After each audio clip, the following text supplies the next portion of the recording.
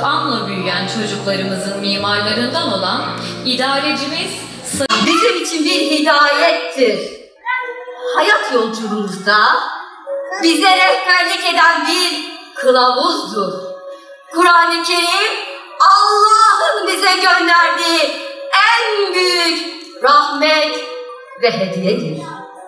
Kur'an-ı Kerim ilahi kanunlar, tüm ahkamların tamamıdır. Rabbimiz kainatı ve insanı yaratırken başıboş bırakmamıştır.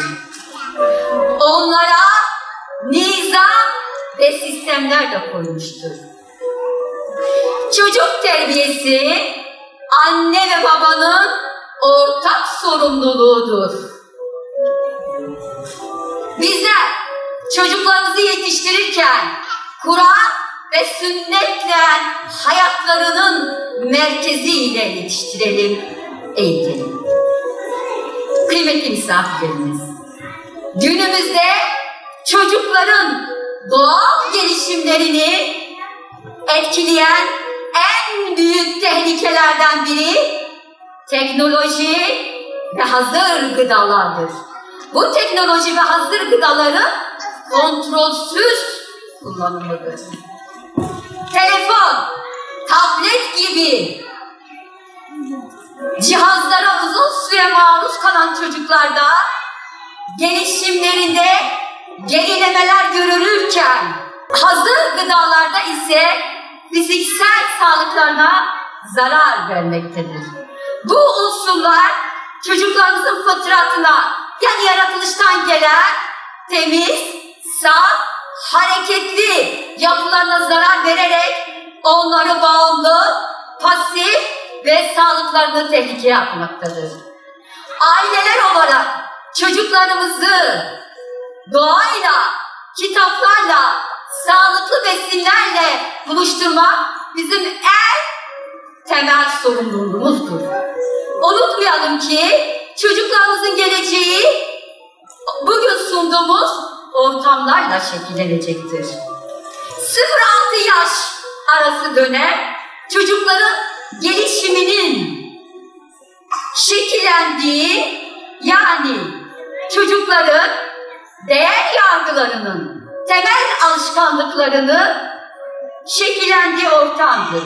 Bu süreçte verilen aile eğitimi, bu aile eğitiminin çocuklar üzerindeki süreci, bunlar dil becerileri, temel alışkanlıklar ve sosyal ilişkileri ve öğrenme doğrudan etkiler.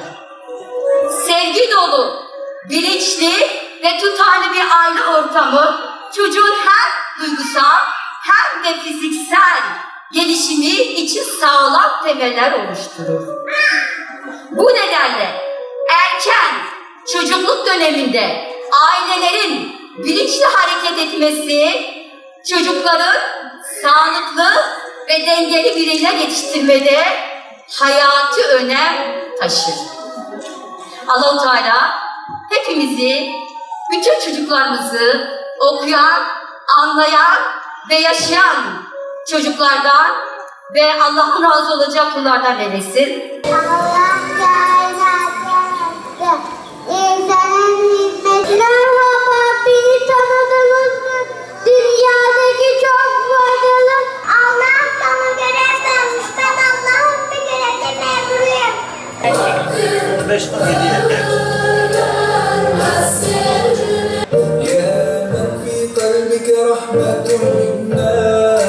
Musiki köşesi camiye gidiyorum.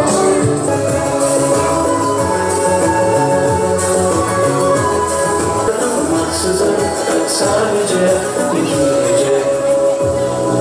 Hazreti İbrahim, Hazreti Hacer'le oğlu İsmail'in yanına bırakıp nereye gidiyorsun? Burada ne bir insan var, ne de bir...